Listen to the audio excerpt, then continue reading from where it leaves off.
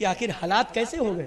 تو اس لیے مسلمانوں سوچو تم کہاں ایک عورت 4 لوگوں کو جہنم میں لے کر جائے گی. اس کے بعد بات ختم کیونکہ وقت ختم ہو رہا. ایک عورت 4 لوگوں کو جہنم میں لے کر کے جائے گی. ایک عورت کا فیصلہ ہوا اسے جہنم میں ڈالو, کہ مولا رک جائیے پہلے میرے باپ کو بلائیے. اس کا باپ آئے گا, مولا یہ میرا وہ باپ ہے, میں پیدا تو ہوئی اس کے گھر میں, اس نے پرورش بھی کیا لیکن انگلش میڈیم کے دروازے تک اس نے لے جا کر کے چھوڑا. اس نے ہمیں کپڑا اسلامی لباس نہیں دیا بلکہ مجھے دنیا کا لباس اس نے پہنایا. میرے مولا اگر مجھے کسی سبجیکٹ میں نمبر کم ہوتا تھا تو یہ مجھے مارتا تھا, ڈانٹتا تھا. ٹیوٹر لگایا اس نے ان کتابوں کو سمجھنے کے لیے, لیکن کبھی قرآن پڑھانے کے لیے ایک ٹیوٹر نہیں لگایا, دین سکھانے کے لیے کوئی ٹیوٹر نہیں لگایا. اے میرے مولا اس نے بے حیائی کی طرف سب سے پہلے مجھے دھکیلا. کبھی اس نے مجھے نماز کے لیے تماچے نہیں مارے, کبھی قرآن پڑھنے کے لیے اس نے تنبیہ نہیں فرمائی. کاش کہ یہ مجھے نماز پڑھنے کے لیے تماچے مارتا, قرآن کی تلاوت کے لیے تنبیہ کرتا, تو آج میں بھی جنت کی حقدار ہوتی اور آج جہنم میں نہ جاتی. حکم ہوگا اس کے ساتھ اس کے باپ کو جہنم میں ڈالو. کہے گی مولا رک جائیے پہلے میرے بھائی کو بلائیے. آج والے بھائی غور سے سننا. کہا مولا یہ میرے وہ بھائی ہیں کہ جب میں ہوشیار ہوئی سمجھدار ہوئی میری عزت کی حفاظت اس نے نہیں کی, بلکہ جب اسے کوئی لڑکی پسند آ گئی تو اس نے میرا وسیلہ بنا لیا اور کہا بہن سن پھلا لڑکی سے تو دوستی کر لے, اسے تو گھر لے کر کے آنا میں اس سے ملاقات کر لوں گا, تو اسے ریسٹورنٹ میں لے کر کے آنا میں اس سے ملاقات کر لوں گا, تو وہاں پارک میں لے کر کے آنا. یہ تحفے تحائف بھجواتا رہا, میں اسے لے کر کے آتی رہی.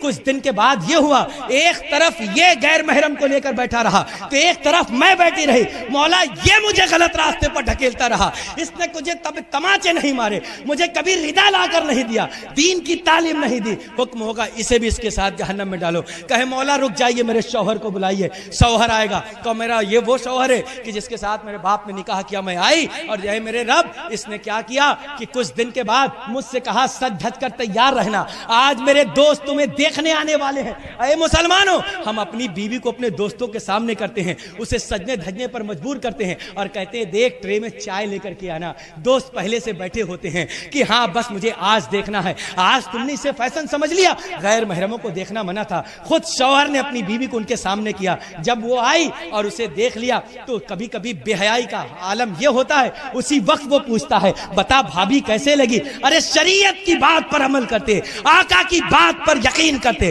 آقا نے ارشاد فرمایا بھابھیوں کے لیے دیور موت ہے, بھابھیوں کے لیے دیور موت ہے. اس کے باوجود تم نے کہا بھابھی کیسی لگی, اس نے مجھے لے کر کہا بڑی اچھی ہے, بڑی خوبصورت ہے. اور کبھی کبھی یہ حال ہوا کہ دوستوں کو سامنے کرنے والوں سننے کو ملتا ہے کہ فلاں دوست کی بیوی فلاں دوست کے ساتھ فرار ہو گئی. ہوتا ہے نا. آج تم نے اگر سامنے نہ کیا ہوتا کہ مولا یہ میرا وہی شوہر ہے, اس نے کہا کھانا پکاؤ میں نے پکایا, اس نے کہا بچوں کو پیدا کرو میں نے کیا, اس نے کہا پرورش کرو میں نے کیا, اس نے کہا کپڑے کو دھلو میں نے دھلا. مولا یہ کہا میرے ساتھ تھیٹر چلو میں گئی, اس نے کہا پارک چلو میں گئی, اس نے کہا ریسٹورنٹ چلو میں گئی. ہر غلط کام کی طرف لے جاتا رہا, میں اس کے بات کو عمل کرتی رہی, لیکن مولا اس کے بات کو نہ مانتی تو یہ مجھے تماچے بھی مارتا تھا, گوسے بھی مارتا تھا. لیکن اے میرے پروردگار اس نے کبھی نماز نہ پڑھنے پر تماچے نہیں مارا. اے میرے پروردگار اس نے قرآن کی تلاوت پر کبھی گھوسے نہیں مارے. کاش کی یہ کہتا میں نہ پڑھتی تو تب بھی اس کے پاس ایک دھمکی تھی جسے طلاق کہا جاتا ہے. یہ کہہ سکتا تھا کہ تو نماز اور قرآن نہ کرے گی تو میں تجھے طلاق دے دوں گا. حضرت امام اعظم ارشاد فرماتے ہیں کہ جس کی بیوی نماز اور قرآن نہ کرے اور اس بنا پر اسے سمجھاتے سمجھاتے وہ تھک جائے اور آخر میں وہ اسے طلاق دے دے تو اس نے مباح کیا, یعنی اسے ثواب ملا.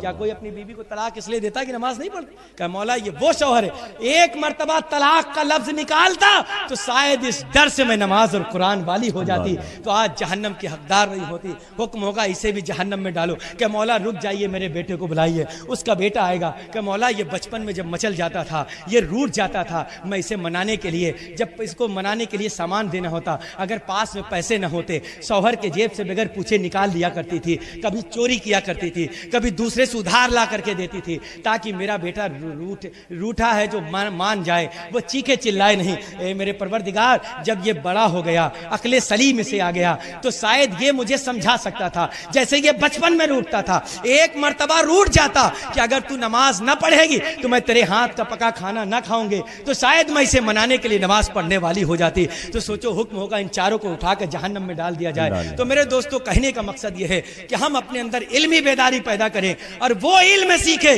جو آقا علیہ السلام نے ہمیں آپ کو تحفے میں دیا ہے۔ نعرہ تکبیر، نعرہ رسالت، علماء اہل سنت، مشائخ اہل سنت